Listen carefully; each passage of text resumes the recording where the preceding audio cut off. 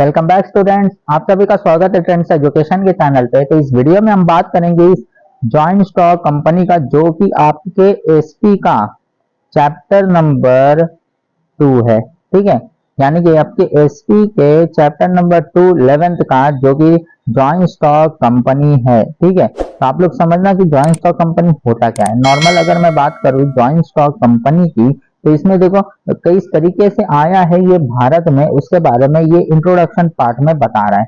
बहुत इंपॉर्टेंट है ये, क्योंकि आपके एग्जाम के पॉइंट ऑफ व्यू से तो बहुत ही इंपॉर्टेंट है। ठीक है, ये बहुत कुछ आपको सिखाएगा कि क्या बताया गया है, क्या दिखाया गया है, यानी कैसे एक जॉइंट स्टॉक कंपनी आया है।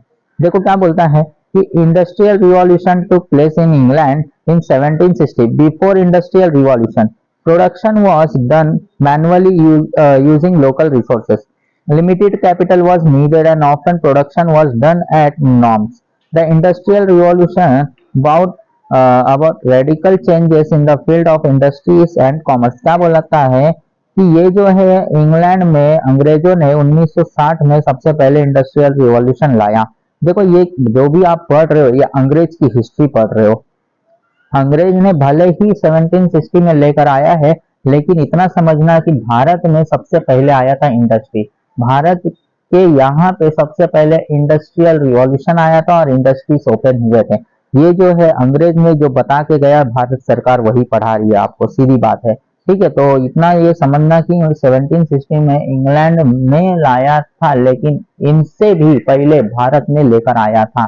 इंग्लैंड को जब पढ़ने नहीं आता था, तब भारत उस समय पे इंडस्ट्री और तरह तरह के इन्वेंशन किया था। ठीक है, तो आप लोग समझना कि जैसे बुक में दिया गया है, ये बुक के हिसाब से आप लिखना। ठीक है, तो क्या बोला गया, इंग्लैंड में 1760 में आया था इंडस्ट्रियल रिवॉल्यूशन। तो इसको जो पहले बताया गया कि इंडस्ट्रियल रिवॉल्यूशन में जो प्रोडक्शन होता था पहले, एक नॉर्मली लोकल रिसोर्सेज से ही रिलेटेड मतलब जो भी प्रोडक्शन होता था, और लिमिटेड कैपिटल ही यूज किया जाता था प्रोडक्शन के लिए, जो भी था। आज अगर देखोगे तो प्रोडक्शन बहुत बड़े स्तर तक जा चुका है, और जो इंडस्ट्रियल रिवॉल्यूशन है बहुत ज्यादा फैल चुका है। ठीक है, लेकिन पहले इतना नहीं था। देखो क्या बोला गया है आगे, production was now on a large scale with the help of machines and that too in anticipatory of demand. Local market turn into regional, national and international market. समझ में आ गया होगा क्या बोला गया कि आज का जो प्रोडक्शन है वो जो है लार्ज स्केल पे हो रहा है बाय मशीन को यूज करके। ठीक है, और ये जो है इसके डिमांड जो है बढ़ते जा रहे हैं, और लोकल मार्केट से निकल के वो रीजनल तक जा चुका है, और रीजनल से नेशनल और इंटरनेशनल लेवल तक ये इंडस्ट्रीज जा चुके हैं। देखो, revolution in transportation and other commercial activity where the major effect of industrial revolution. To meet new challenges of business, joint stock company form of business organisation evolve. तो क्या बोला गया कि इस वजह से बहुत सारे ट्रांसपोर्टेशन भी इस इंडस्ट्री के साथ जुड़ने के वजह से इसका जो है विस्तार और ज्यादा बड़ा हो गया, और बड़ा होने की वजह से तरह तरह समय समय पे जो है इंडस्ट्रीज की रिवॉल्यूशनरी थिंग जो है चालू होते गए, और जॉइंट स्टॉक कंपनी ने जन्म लिया उस समय। ठीक है, कि जैसे जैसे नीड बढ़ते गया, वैसे वैसे जो है बहुत कुछ यहाँ पे सामने आते गया, तो जॉइंट स्टॉक कंपनी का निर्माण किया गया। अब इवैल्यूएशन देख लेते, क्या बताया है जॉइंट स्टॉक कंपनी का इवैल्यूएशन। देखो, in view all above given development of sole trading concern, joint Hindu family business and partnership firm proved adequate in to face the challenges posed by challenging needs of commerce and industries. Thus, new form of organization, namely the joint stock company, emerged. Different type of business organization discussed below. ठीक है, तो क्या बोलता है कि पहले जो था ज्यादातर सोल ट्रेडिंग कंसर्न चल रहा था। सोल ट्रेडिंग कंसर्न मतलब कि नॉर्मल सा एक शॉप रहता था जिसका एक ही सेलर होता था। जॉइंट हिंदू फैमिली बिजनेस चलता था।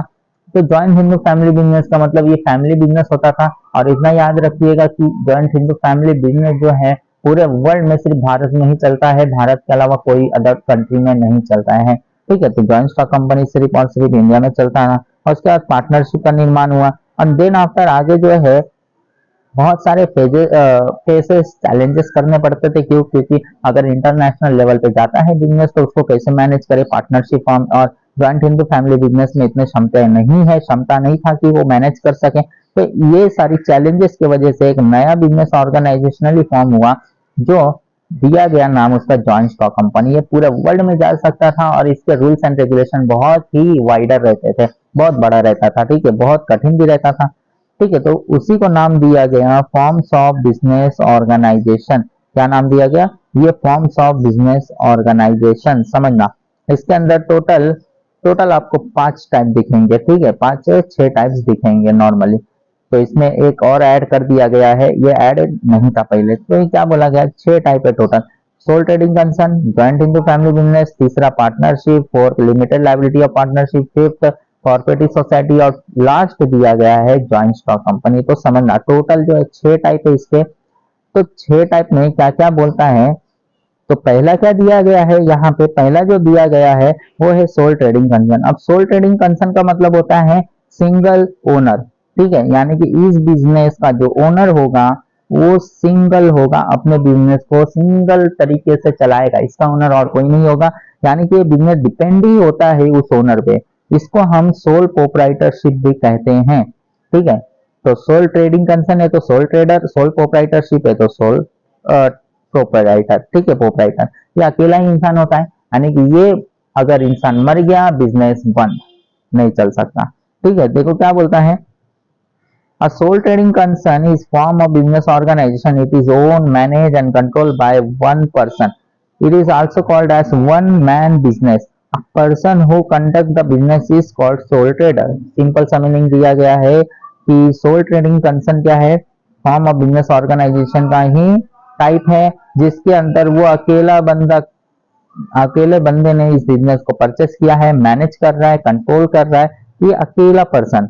और इसी पर्सन को बोला गया वन मैन बिजनेस, अकेला संभाल रहा है ना पूरे बिजनेस को, इसीलिए तो जो बंदा उस बिजनेस को संभालता है उसे सोल ट्रेडर कहते हैं, सोल ट्रेडर कहते हैं, याद रखना।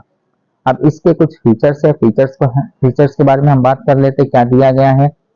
There is no separate law or act governing sole trading concern, but it has to follow all law of land। तो क्या बोला गया है कि इसके लिए कोई स्पेसिफिक लॉ नहीं बनाया है गवर्नमेंट ने, कोई भी कानून नहीं बनाया है इस बंदे के लिए, लेकिन इसको जो है कानून मतलब लॉ ऑफ लैंड को, मतलब जो भी रूल्स एंड रेगुलेशन दिए गए हैं लॉ ऑफ लैंड के हिसाब से चलना पड़ेगा। अब लॉ ऑफ लैंड क्या होता है? लॉ ऑफ लैंड का मतलब होता है कि देखो गवर्नमेंट ने कोई कानून नहीं बनाया है, लेकिन हम भी कुछ समझते हैं कि किसी के साथ अगर पेश आए बिजनेस में तो ईमानदारी के साथ आना चाहिए, ऑनेस्टी के साथ आना चाहिए, सामने वाले को धोखा ना दो, यानी कि अपने स्वार्थ के लिए उसका नुकसान ना करो। तो ये कहलाता है लॉ ऑफ लैंड। गवर्नमेंट तो नहीं बोलता है कि आप ऐसा ऐसा करो, लेकिन ये हमारे अंदर होनेस्टी होनी चाहिए कि हम अपने फायदे के लिए सामने वाले को दुखी ना करें, ठीक है। तो ये कहलाता है लॉ ऑफ लैंड, ठीक है, तो आप समझ गए होंगे। नेक्स्ट है sole trading concern has only one owner. ये तो पहले ही हमने देख लिया था, कहाँ पे? ये अगर देखोगे फोकस करोगे इस वन मैन बिजनेस या वन पर्सन पे, यही तो कहता है कि ये अकेला इंसान है तो अकेला ही ओनर होगा सोल ट्रेडिंग कंसर्न का।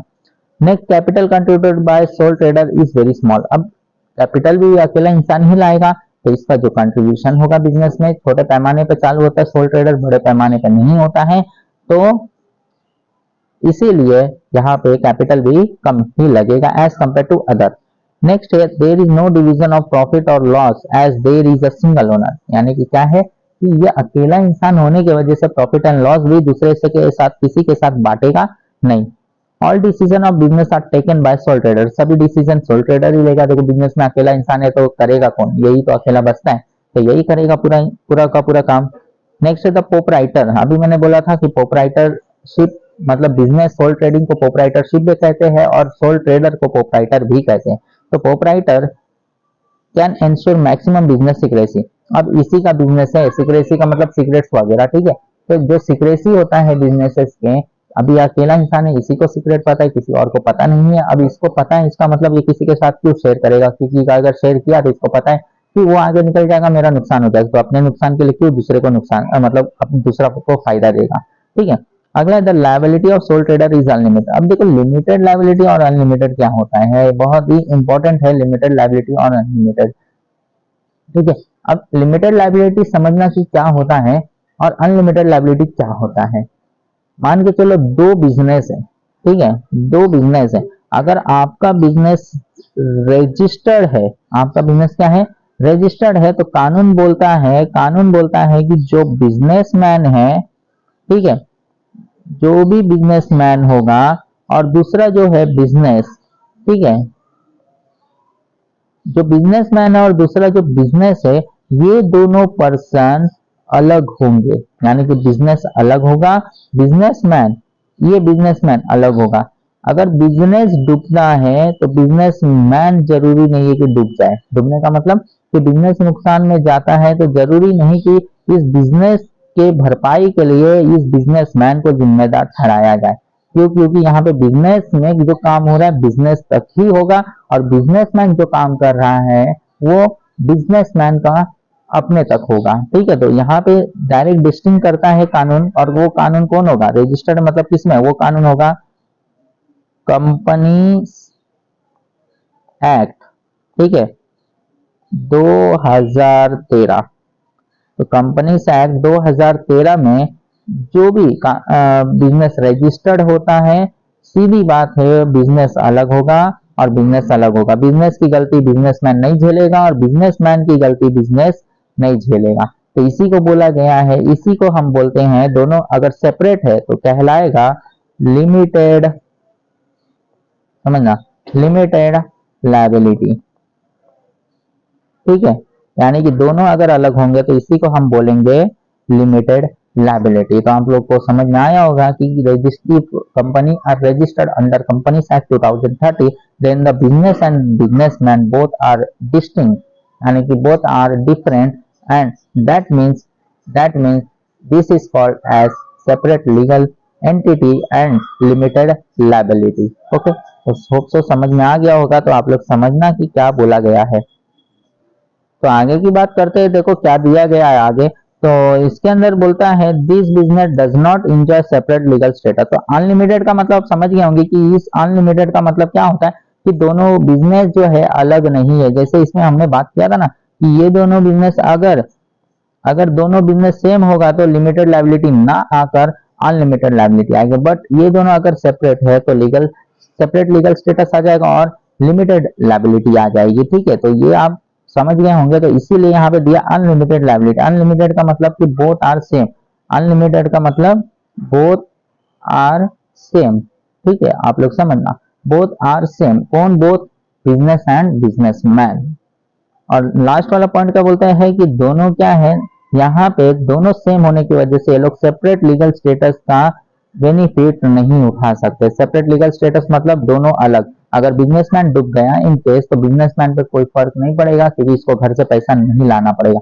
बट बिजनेस ना डूबकर बिजनेसमैन डूबेगा तो बिजनेसमैन यहाँ पे मुसीबत में पड़ेगा, बिजनेस मुसीबत में नहीं पड़ेगा। ओके, तो आपको समझना होगा तो समझना।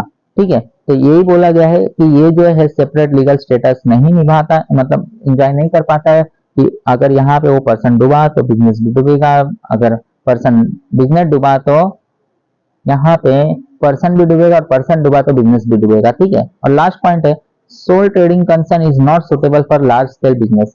अब देखो ये छोटे पैमाने पे चल रहा है, नॉर्मल सा जो भी आप शॉप देखते हो वो सब क्या होता है, सोल ट्रेडिंग कंसर्न ही कहलाता है। ठीक है, तो ये सब क्या है, छोटे पैमाने पे चल रहा है, इसका मतलब है कि ये जो है लार्ज स्केल के लिए सुटेबल नहीं है।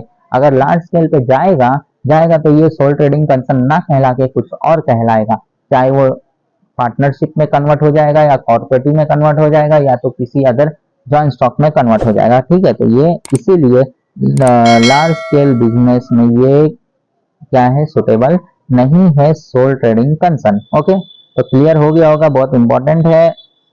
तो इस वीडियो में बस इतना ही। अगर आपको कोई भी डाउट होगा हमारे टेलीग्राम ग्रुप को ज्वाइन कर सकते हो, वहां पे अपने डाउट्स को रेस कर सकते हो। ठीक है, आपको जवाब मिल जाए। तो इस वीडियो में बस इतना ही। अब हम मिलेंगे नेक्स्ट वीडियो में नेक्स्ट लेक्चर के साथ। तब तक ले टेक केयर एंड धन्यवाद।